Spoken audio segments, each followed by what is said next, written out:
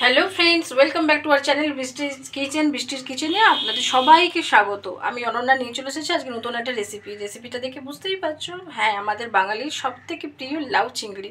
লাউ চিংড়ি বাঙালির প্রিয় হবে না, এটা আবার কখনো হয়? কিন্তু লাউ চিংড়িটা আমি কত সহজে, কত সাধারণভাবে অথচ সুস্বাদু তৈরি করতে পারি সেটাই দেখার। চিংড়ি মাছটা আমি কিন্তু নারকেল দিয়ে বানিয়েছি, নারকেল দিয়ে লাউ চিংড়ি। আজ কেমন লাগে তোমরা কিন্তু অবশ্যই কমেন্ট করে জানাবে। আর যারা যারা আমার চ্যানেলটা ভিজিট করতে এসেছো প্লিজ সেসব বন্ধুদেরকে বলবো আমার চ্যানেলটাকে সাবস্ক্রাইব করে একটু আমার পাশে থেকো। আর যারা ফেসবুক পেজ থেকে দেখছো তারা আমার পেজটাকে ফলো করো। আর আমার সমস্ত ভিউয়ার্সদের জন্য জানাই অনেক অনেক ভালোবাসা এবং আন্তরিক ধন্যবাদ আমাকে এতটা সাপোর্ট করার জন্য। তো চলো আমি রেসিপির মূল উপকরণে চলে যাই, দেখতে থাকো। খুবই সামান্য পরিমাণে অত্যধিক সুস্বাদু আমি লাউ চিংড়ি রেসিপিটা আজকে দেখাচ্ছি।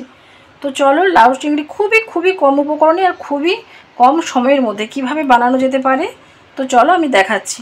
কি কি নিচ্ছি আমি সেটা বলে দিই তোমাদের।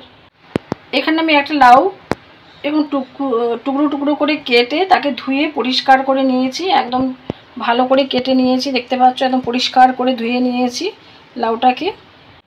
নিয়েছি চিংড়ি মাছটাকে খোসা ছাড়িয়ে ভালো করে ধুয়ে পরিষ্কার করে রেখে দিয়েছি।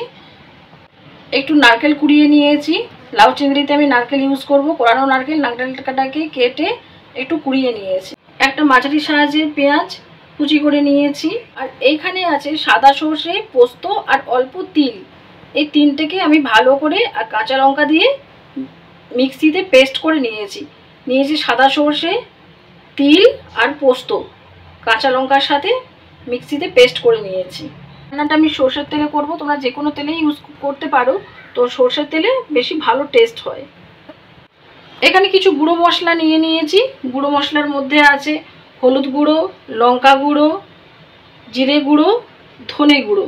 আর টেস্টটাকে ব্যালেন্স করার জন্য নিয়েছি আমি চিনি আর পরিমাণ মতো স্বাদ মতো নুন। আর আমি এখানে একটু পাঁচফোড়ন নিয়েছি আর দুটো আমি শুকনো লঙ্কা তেজপাতা নেব। এই দেখো, একটা তেজপাতা আর একটা শুকনো লঙ্কা নেব। তো চলো, খুবই অল্প উপকরণের মধ্যে খুব কম সময়ের মধ্যে কিভাবে আমি বানিয়ে নিই তোমরা দেখতে থাকো। তো গ্যাসটাকে প্রথমে আমি জ্বালিয়ে নিই। গ্যাসটাকে জ্বালিয়ে কড়াটা গরম হওয়ার অপেক্ষায় থাকি। এটা আমি একদম একবারেই রান্নাটা তুলে দেব। আমি দ্বিতীয়বার রান্নাটা দেওয়ার কোনো কিছু করব না, একদম রান্নাটা তুলে দেবো একেবারেই। কড়া গরম হয়ে গেছে, আমি এখানে একদম সর্ষের তেল নিয়ে নেব। আমি সর্ষের তেল ইউজ করি, তোমরা যেটা পছন্দ করো সেটাই করতে পারো। তো সর্ষের তেলে আমি দিয়ে দেবো একটা শুকনো লঙ্কা ফাটিয়ে দিয়ে দিলাম, আর একটা তেজপাতাকে আমি দিয়ে দিলাম, আর দেব পাঁচফোড়নটা মোটামুটি ভালো করে ভাজা হওয়ার অপেক্ষাতে থাকবো। তো দেখো বেশ ভালোই ভাজা হয়েছে, একটা পাঁচফোড়ন ভাজার একটা গন্ধ আসছে, গন্ধ বেরোচ্ছে। এই সময় আমি যে পেঁয়াজগুলো কুচিয়ে রেখেছিলাম সেই পেঁয়াজগুলো দিয়ে দেবো।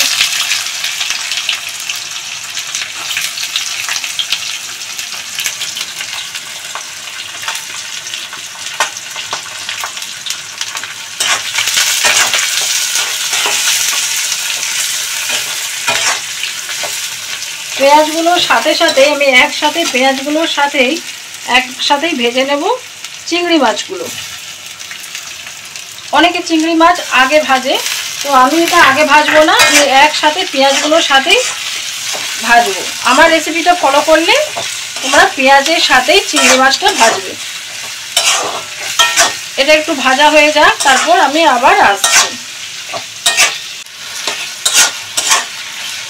দেখো পেঁয়াজগুলো পুরো নরম হয়ে গেছে। এই সময় আমি যে গুঁড়ো মশলাগুলো নিয়েছিলাম সমস্ত গুঁড়ো মশলা, নুন, চিনি সব একসাথে দিয়ে দেবো।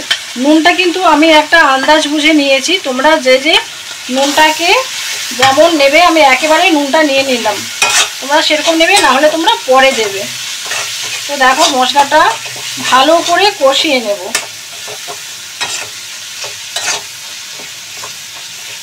মশলা থেকে পুরো তেল ছেড়ে দিয়েছে, দেখতে পাচ্ছ মশলা থেকে পুরো তেল ছেড়ে দিয়েছে।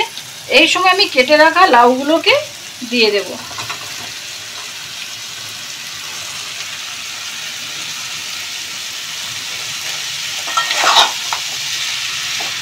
লাউটাকে আমি মশলার সাথে পুরো ভালোভাবে মাখিয়ে নেবো। আমার নুন দেওয়া আছে, তাই আমি আলাদা করে আর নুন দেবো না। এই দেখবে এই নুনেই লাউটা পুরো জড়ে যাবে, একদম এইটুকু হয়ে যাবে। এই এতটা লাউ একদম কমে গিয়ে এইটুকু হয়ে যাবে।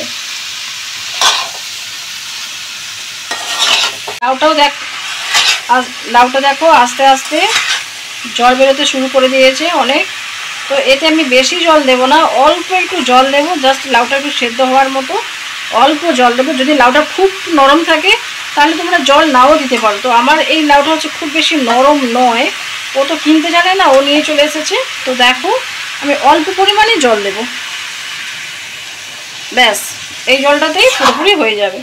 এখন আমি ঢাকা দিয়ে দেবো, লাউটা সেদ্ধ হতে থাক, তারপর আমি আবার ফিরে আসছি। তো দেখো ফিরে এসেছি, আবার কি অবস্থা আছে দেখি। তখন দেখানো হয়নি, আমি দুটো চিংড়ি মাছও অ্যাড করেছিলাম, বড় চিংড়ি মাছ দুটো। হ্যাঁ আমার লাউটা প্রায় সেদ্ধ হয়ে গেছে। এমন সময় আমি দিয়ে দেব ওই তিল সর্ষে পোস্ত বাটা। এটাকে দিয়ে ভালো করে নাড়তে থাকবো আরেকবার। আর ওরই সাথে সাথে আমি দিয়ে দেব কুড়িয়ে রাখা নারকেলগুলো। কত সহজেই বলো রান্নাটা তৈরি।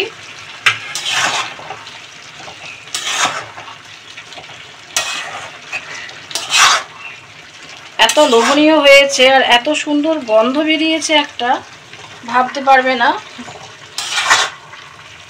অত্যধিক টেস্টফুল। এই একটা মাত্র উপকরণ দিয়েই মানে এক থালা ভাত নিমিষেই শেষ হয়ে যাবে। তো চলো, আমি যেহেতু মশলাগুলো অ্যাড করেছি, আমি আরেকবার ঢাকা দিয়ে দেবো, আরেকবার ঢাকা দিয়ে তারপর ফিরে আসবো। তো দেখি চলো কি অবস্থায়। ওফ যা গন্ধ ছেড়েছে বলো, মারাত্মক মারাত্মক। দেখো একদম পুরোপুরি রেডি আমার রান্নাটা। কিন্তু জানো তো, আমি আগেই বলেছি আমার পুরনো যারা ভিউয়ার্স আছে, আমি যখন সর্ষে বাটার কিছু ইউজ করি সামান্য অল্প একটু কাঁচা তেল ইউজ করি। এই অল্প একটু কাঁচা তেলটা ছড়িয়ে দেবো, ব্যাস আমার রান্না একেবারে কমপ্লিট। এত কম সময়ের মধ্যে এত সুস্বাদু একটা রান্না লাউ চিংড়ি, কেমন লাগলো তোমরা বলো। দুথালা ভাত খাওয়া হবে, দুথালা। এই দেখো ক্যামেরাম্যান বলছে দুথালা ভাত খাওয়া হবে।